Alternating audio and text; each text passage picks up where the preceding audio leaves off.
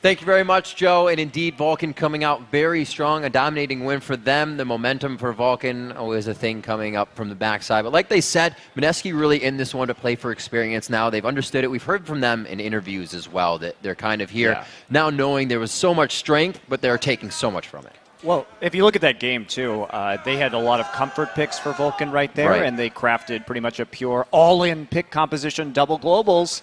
I mean, very strong, very strong. Indeed. Yeah, they played Vulcan style. They came in shoring up their issues. As Jat said during the game, it was sort of a practice game. It's them saying, okay, let's actually get a mid game where we close it out. We make the right plays. We keep the control going. There were good wards down, and they just played Vulcan style, and they closed it out.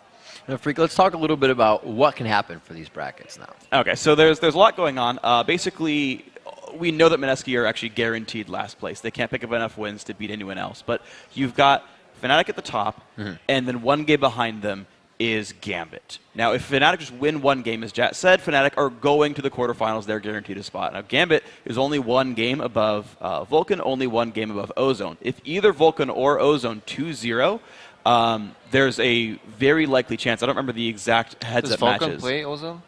Vulcan play, yes. Yes. So they come both 2-0? Right. Yeah. So either of those at 2-0, though, I believe would then take a win over and put themselves in a really good situation to make it to the playoffs. As Jat said, any of the teams that win out are in control of their destiny, can make themselves to the playoffs.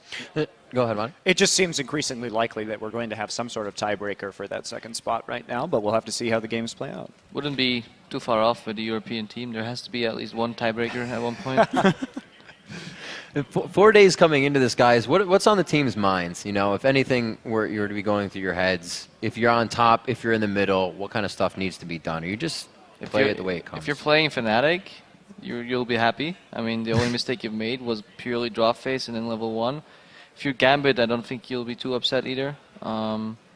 Ozone is slowly improving, but the roller coaster. I don't think they have time enough to improve.